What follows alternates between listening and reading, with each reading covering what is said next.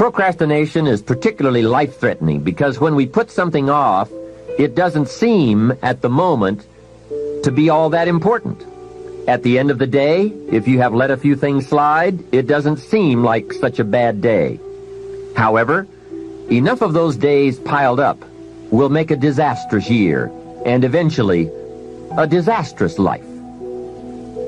Our inability to come to grips with a natural tendency to procrastinate will surely send us drifting in the wrong direction. Before you reach the final session of this program, you'll have left procrastination behind. If you're still troubled by it, you'll have discovered that it's simply too costly to put up with any longer. Besides, you'll be too excited about where you're going to postpone the activities taking you there. Self-imposed limitation number 2. Blame. All of us have blamed others for our troubles from time to time. In fact, the tendency to blame someone or something goes back a long way. When there were only 2 people on earth, it wasn't long before they started blaming. The man said, "It was the woman. She got me into this." And the woman blamed the serpent. Blame seems to be one of those negative tendencies that just comes naturally. The ego striving to defend itself. Remember the list I came up with to explain why I wasn't doing well? One of the items that was high on my list was prices. I told Mr. Schoaf that my problem was everything costs too much. However, he soon set me straight on that by saying, "Mr. Rohn, that is not the problem. Let me tell you the real problem. You can't afford it. It's not it.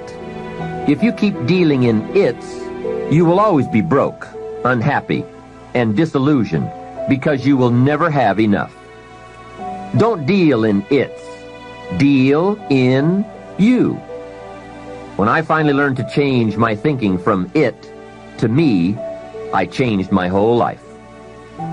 What a life-changing experience to finally meet someone who doesn't hesitate to put it on you or on your tendency to indulge in blame or procrastination. That is indeed a banner day when you meet someone who has learned how to skillfully and carefully attack the same problem that has kept you from doing very well, or kept you beneath your potential, or kept you off balance as to your own self-worth. It is so easy to mistake appearances for reality, to confuse the symptom with the real cause. Along with blame comes the third negative tendency we want to eliminate: excuses. Guess how many excuses we have? 1,000,000. And in the course of a lifetime, we will probably use them all, unless somebody finally comes along and blows all those excuses apart to make us come face to face with the real reasons for our current dilemma. Until that time, we will probably use another 1,000,000 excuses to prevent ourselves from having $1,000,000. Here's one of the major questions I'll pose to you during this program. What are you going to do starting today that will make a difference in how your life works out? Good question, right? What are you going to do? See, if you don't do something starting today that will make a difference, guess what? It's going to be the same. And you can guess what the next 5 years are going to be like. Just look at the last 5. The next 5 years will be like the last 5 unless you, Major Key, make all the changes. Now here's another key question. What can you do starting today that will make a difference? That's a good question. What can you do? What can you do with economic chaos? What can you do with massive disappointment when it's all gone wrong? What can you do when it won't work, when you've run out of money, when you don't feel well, and it's all gone sour? What can you do? Well, let me give you the broad answer first. Here's what you can do. You can do the most remarkable things, no matter what happens. Hey, people can do incredible things, unbelievable things. A man can do the most amazing things with the most impossible circumstances. A woman can do the most remarkable things with the most disastrous circumstances. Hey, I found out kids can do remarkable things. That is, if they have remarkable things to do. I also found out if they don't have remarkable things to do, there's no telling what they'll do. Now here's why humans can do remarkable things.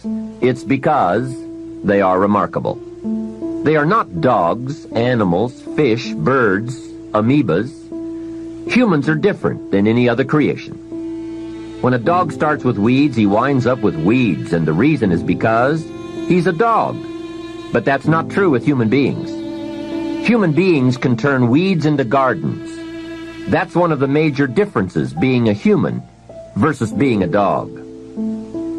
Humans can turn nothing into something, pennies into fortune, disaster into success. And the reason they can do such remarkable things is because they are remarkable. So why not reach down inside of you and come up with some more of those remarkable human gifts? They're there waiting to be discovered and employed. And with those gifts, change anything for you that you wish to change. And I challenge you to do that because you can change. If you don't like how it is for you, change it. If it isn't enough, change it. If it doesn't suit you, change it. If it doesn't please you, change it. And I challenge you to do all that because you can change. See, you don't ever have to be the same after today, only by choice. If you don't like your present address, change it. You're not a tree.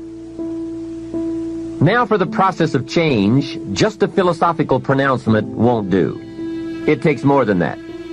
And it takes more than enthusiasm. I know we are hearing a lot about enthusiasm these days. We're still hearing the old cliche of the 30s, to be enthusiastic, you must act enthusiastic.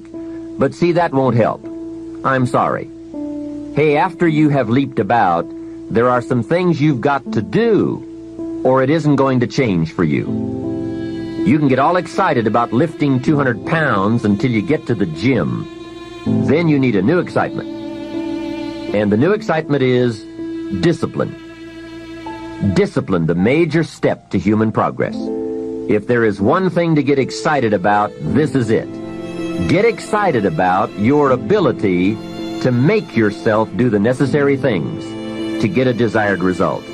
That's true excitement, not just optimistic panic. True excitement. Hey, what could you do starting today that would make a big difference in your life?